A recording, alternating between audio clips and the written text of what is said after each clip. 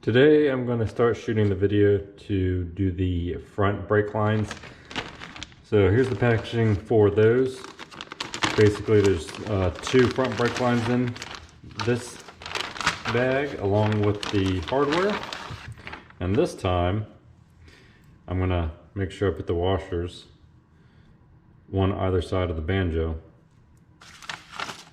So unlike last time when I did the rears, I started doing them incorrectly and caught myself at the end and had to redo it. But basically you have three fittings. Basically you have three bolts. The one that's going to be up at the master cylinder basically is going to go, one is going to go through two of them. So for the front brake line, the two at the master cylinder are going to be hooked together, and you want your copper washer in between. So 1, 2, 3, and then the master cylinder will be up here. This clamp will go to the basically holding this grommet in place where your original OEM mounted to. And then these grommets down here, so one for left and one for right, they'll be adjusted so that they go where it hooks on the front fender of your bike. This is how it's this is how it is, at least on my bike. I imagine it's similar on other bikes as well. So I do have all the hardware. I'm going to be using this brake bleeder again. It worked very well for my rear brake, and I'm going to be using it again for the front lines. So let me get set up here and we'll get started.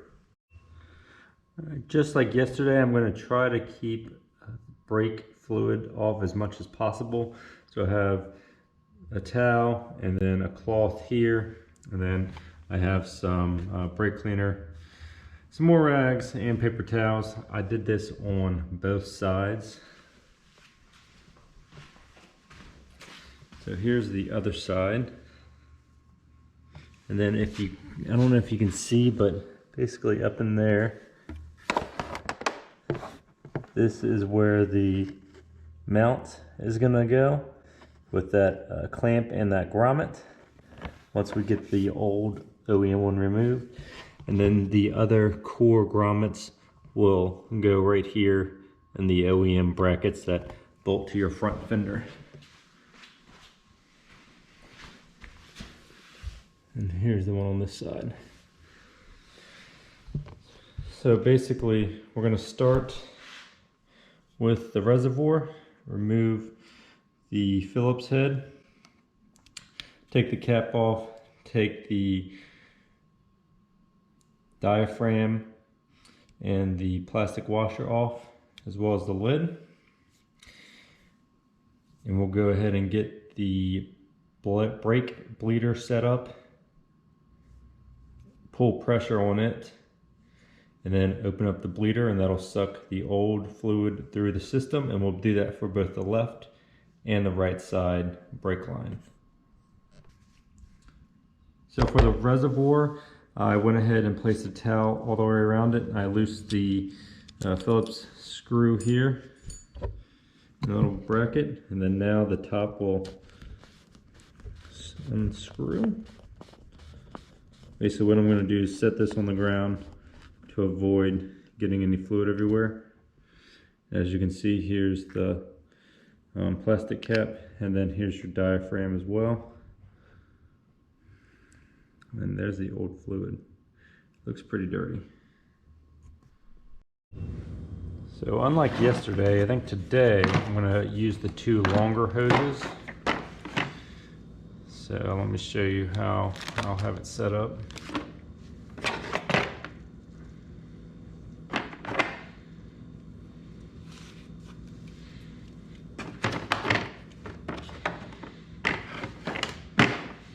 So by using the two longer hoses, the canister will be able to set on the ground with less of an issue. With the shorter one, I kind of had to balance it yesterday, which was kind of a pain in the butt.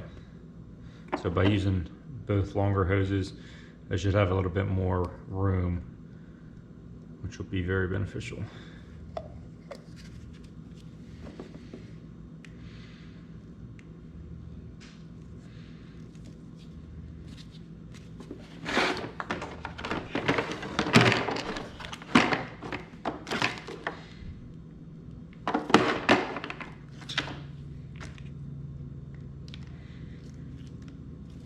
All right, and then basically this will go on the bleeder.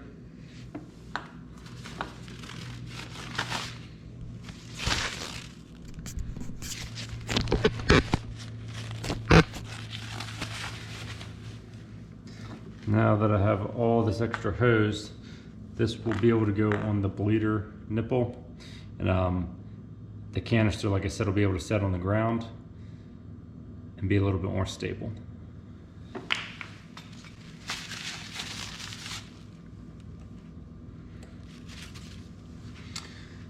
The bleeder is a 10 millimeter.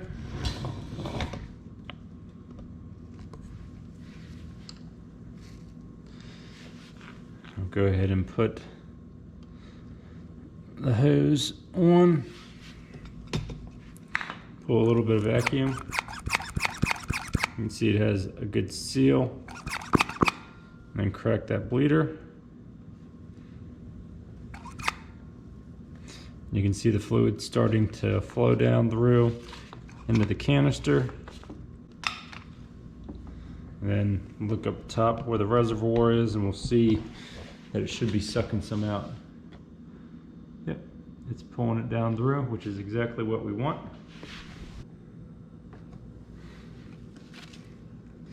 You can see the canister is filling up. And we'll do this for both the right and left side. That way it pulls all the fluid out of both lines before we disconnect to prevent spilling any of the brake fluid.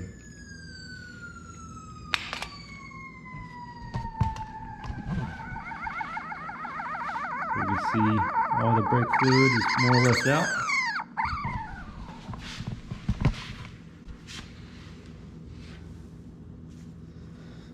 Go ahead and tighten that bleeder back up, just so if there is any residual, it doesn't start flowing out of the nipple whenever I remove the connection.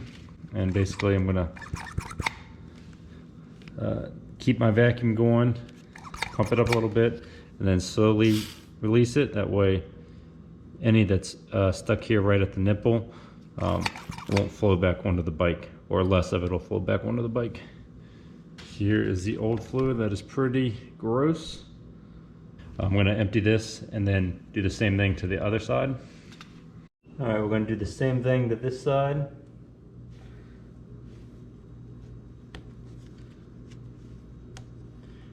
Move the little nipple cover. It's the 10 millimeter. The canister on there. Go ahead and pull a vacuum and crack it. You can see the old fluids coming out. There shouldn't be as much still on this side because the majority we were pulling out of the other line was coming from the reservoir, but there's still some coming through the line. Pump this up and slowly remove. Go ahead and tighten that bleeder screw back up. All right, next I'm going to go ahead and throw the reservoir cover back on, and then I'm going to loosen up that T down there. That's where both brake lines currently mount. So I'm going to loosen that up. I'll actually take the bolt all the way out, and then I will take the line off the top. And I'm going to take the line off the bottom as well.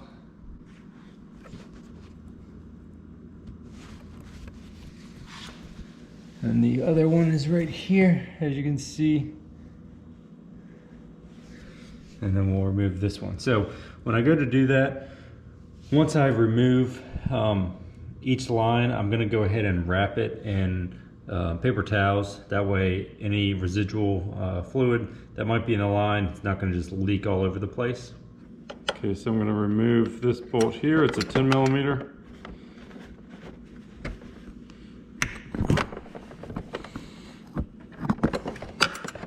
No fluid will come out of this. It's just the mounting bolt for the two lines.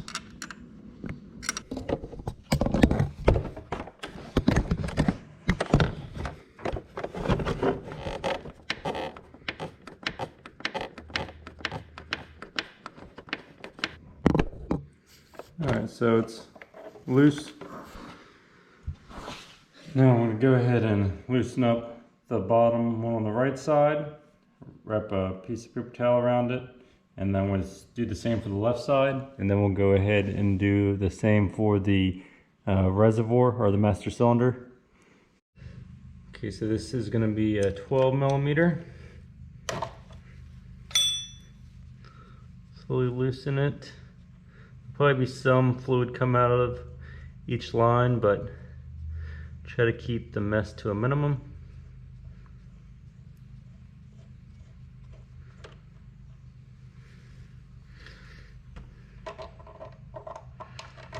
Alright, not much came out of that one, but I am going to go ahead and wrap a paper towel around it with a hair tie. That way when I'm moving the line, there's going to be less fluid coming out.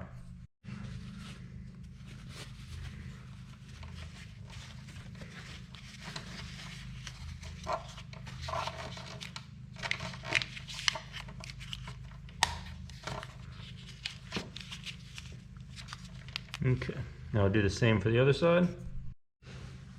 This side is a 12 millimeter also.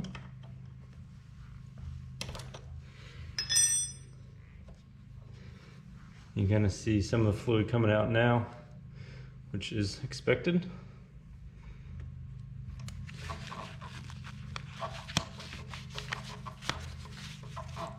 Right now I'm going to do the one for the master cylinder. That one's going to be a little bit more tricky to video, so I'll show you where it's at, but probably not going to video. So you can see this one right here. Basically I'm going to put a towel down and remove it, and then have the line come out of the bottom. Before I do all that, I am going to remove the clips that hold. See this one here? There's one on either side. The clips that hold this line. Okay, so the trick with these is, because some bikes you'll be able to slide the banjo bolt through, others you will not. I was not able to slide the banjo, the banjo fitting through. Basically, from the inside, you want to use your finger or something else and kind of push one of these inwards. And that allows enough space for it to pop out. And then whenever you put the new lines on and put the grommet in here, basically it just slides in and clips in and then is steady. So that's what I had to do. It was a pain in the butt, but I did get both sides off. So now I'm gonna remove the reservoir bolt. I'm gonna remove the master cylinder bolt now, and then get this line out of here. Okay, I was able to get the old line off. That's the one that was at the master cylinder. Then these went down to the left and right calipers. I got the old brake lines off the front. Now I'm getting ready to install the new brake lines. So this bolt here is going to be used to join the two brake lines at the master cylinder. And then this basically banjo bolt with two washers. This banjo bolt with two washers will be used for the front lines. Additionally, I have my diaphragm, which I cleaned all up, as well as the washer, I guess, for the diaphragm at the top. And then here is the clip with the little screw. That's for your reservoir. That way it doesn't loosen and you lose fluid when you're riding. This mount here is going to be what was used at the T. So for example, originally the bike, you have one line and then it branches to two. This is just two separate lines. So the bolt from the original fitting will be reused, and then this new clamp from Core Moto will go around this grommet here and get secured to the bike. And then your two clamps from your front fenders will go around these grommets here. So one left, one right. I got the master connection points attached, as well as the right and left side. The grommets are in on both sides. And then I haven't fully tightened up the bolt in here, just because I want to go ahead and bleed the brakes. Okay, so I'm getting ready to add fluid to the reservoir and bleed the brakes. Okay, so now there's fluid in there, and I'm going to hook up the brake bleeder now, pull a vacuum, and open up the bleeder screw.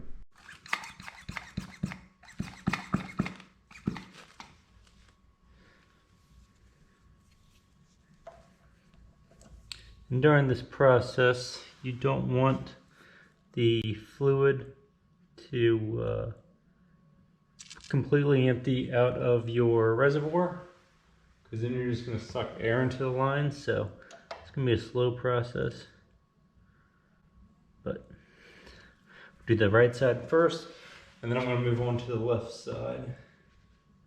Definitely a slow process, but it'd even be slower if I didn't have a bleeder. Alright, no air bubbles, and it's all clear, so I'm going to move on to the other side.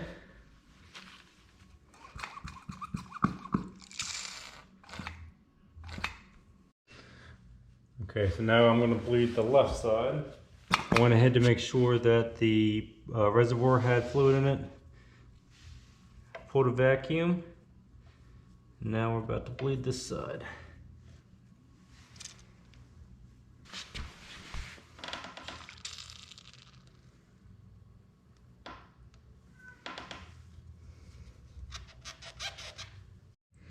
Alright, so I got the left and right calipers bled, and then there's also your master cylinder bleeder here. So I just got that bled as well. Topped off my fluid, I put the diaphragm back in, and this plastic, I'm not sure if it's a washer or what, but now I'm about to put my cap back on and then clean things up and double check my brakes. Alright, so I got my cap back on. The feel, it feels pretty good. I mean, there's no squishiness to it, so that's good. A little bit more involved than I anticipated, only because I forgot that I needed to bleed the master cylinder. I was thinking it was just at the calipers, so I was wondering what was going on when I bled them. There was no air in the lines, but my brake lever was going all the way to my throttle, so that wasn't good. And then I realized, oh, there's a bleeder here. So, like I said, everything's topped up. It might be a little bit high. It was perfect until I screwed the cap on. But again, with that diaphragm, it's kind of difficult to judge like how much fluid to add. So, probably gonna go for a ride here tomorrow or the next day. Just check everything out. But yeah, if you have any questions, let me know. And then once I'm able to go out on an actual ride and test out the brakes, I will post another video after this one. But thanks for watching. Feel free to like and subscribe and leave a comment below. Thanks a lot.